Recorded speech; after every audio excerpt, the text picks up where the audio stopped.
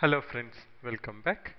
In this session, let's look at the third method, how to find out the equation of the circle if we have been given the coordinates of 3 points which are passing through the circle. So we know our points, we have taken the same example so that we can understand by doing the different methods we are getting the same solution or not. We have 3 points a1, 4, b3, 4, c3, 2. So what we will do in this, the approach to solve this problem is, this is the approach what we are going to follow, that is perpendicular bisector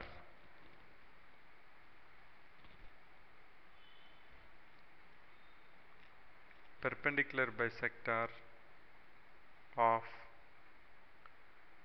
a chord of a circle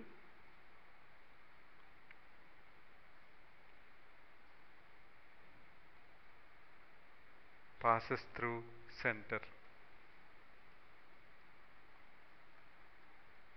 Now how to get a chord here? We only have points, right? Let us see that. Passes through the center.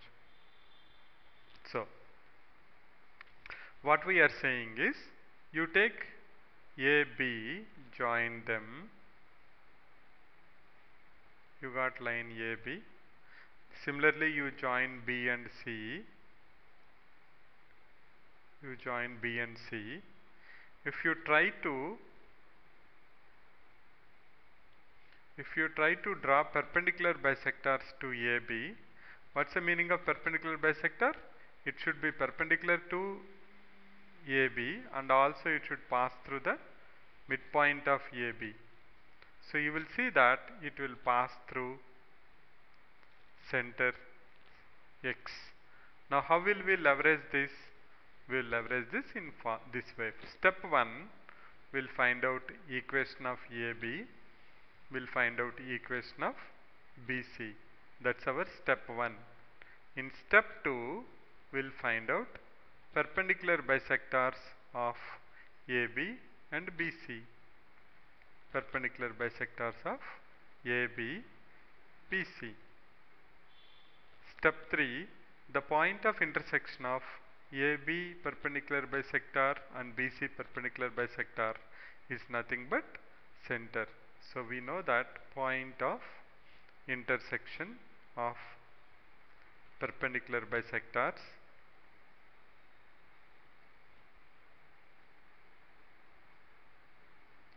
of perpendicular bisectors is center. So that's how we will solve it. So first let's go ahead and find out what is the equation of AB. So what's the equation of AB? What are the points of AB? AB is 1, 4, 3, 4. 1, 4, 3, 4. Now looking at the coordinates itself, you can say that's a 1, 4, 3, 4 is a horizontal line because your y coordinate is same and x coordinate is changing. So what will be the equation of this? You can do that actually. You can say y minus 4 equal to slope, horizontal slope is 0 into x minus 1, or you can simply say y equal to 4. So that is the equation of AB. Now let's go to BC. If you look at BC, you have B is 3, 4 and C is 3, 2. So you know that for vertical line the slope is not defined. So BC equation is nothing but equal to x equal to 3. So you can see that very clearly. BC equation is x equal to 3, AB equation is y equal to 4. Okay. Now perpendicular bisector of AB, let us say perpendicular bisector of AB, y equal to 4, what will be its perpendicular? Y equal to 4. So it has to pass through the midpoint of AB. So let us see what is this midpoint. 4, 4, 1 plus 3 by 2. So this is nothing but 2, 4.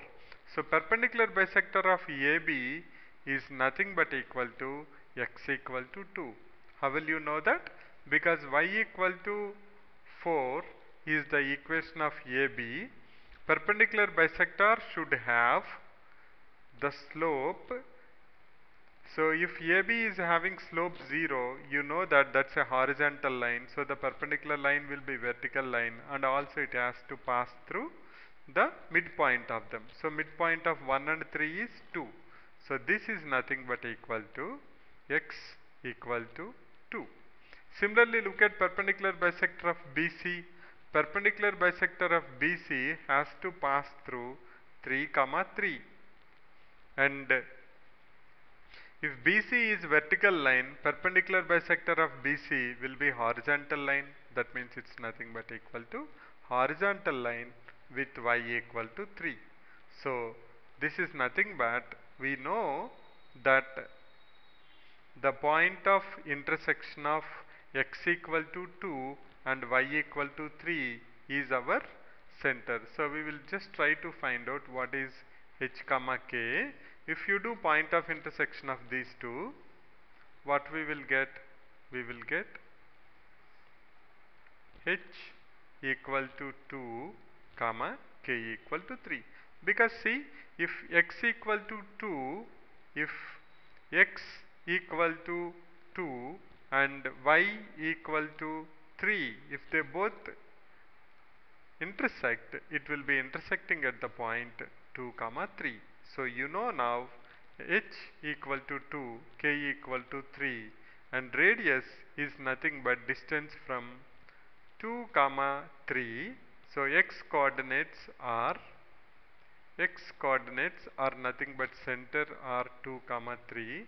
You can find out radius square like how we did earlier.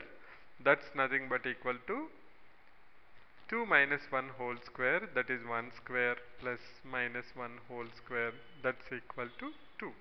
So you can substitute now in the equation, that is x minus 2 whole square plus y minus 3 whole square equal to 2, which will give you the same equation, x square plus y square minus 4x minus 6y plus 11 equal to 0. This example seems to be a little bit simple one, but even it's a little bit complicated also. Maybe in the next session we'll try to do one example, especially in that where you may need to do little bit more work, because this seems to be very simple, because you have a line which is parallel to x-axis and also a line which is parallel to y-axis, because one chord is AB is parallel to x-axis, another chord BC is parallel to y-axis. So how we have done that? Just before we summarize, the approach we have taken is, if you know 2 points on a circle, join them, then you will be having a chord. So AB, BC are chords here. AB, BC are chords of the circle. So you know that from earlier classes we have learned that AB perpendicular bisector and BC perpendicular bisector point of intersection will be center, or we know that any chord, if you draw a perpendicular bisector to that, that should pass through the center of the circle, which we have proven in the earlier classes. That's pretty easy to prove. Now we know AB equation, we found AB equation, we found that it's a horizontal line, so y equal to 4. Similarly, BC is a vertical line, you can see that x coordinate is same, so that's nothing but x equal to 3. Now the perpendicular bisector means it should pass through the midpoint of AB, so that is nothing but 2 comma 4 it has to pass through, so that is x equal to 2. Similarly, the perpendicular bisector of BC has to pass through 3 comma 3, so that's a line parallel to x-axis, so that is equal to y comma 3. Point of intersection of x equal to 2 and y equal to 3 is only the point 2 comma 3. Therefore the center is at 2 comma 3. Now once you know 2 comma 3, you can easily find out the radius, because radius is distance between any point on the circle with the center, or from the center to the point. So that's how you can get the same equation. So maybe in the next session we will take one example where this is may not be this much simple, but I hope you understood the concept. Step 1, form the chords. Step 2, find the perpendicular bisector equations. Step 3, solve them. In the next session, certainly we will do one example on this method, especially the perpendicular bisectors intersection point is nothing but center, with a little bit complicated example, so that we can do little bit of work on that. So I'll catch you in the next session. Thanks for your time. Bye for now.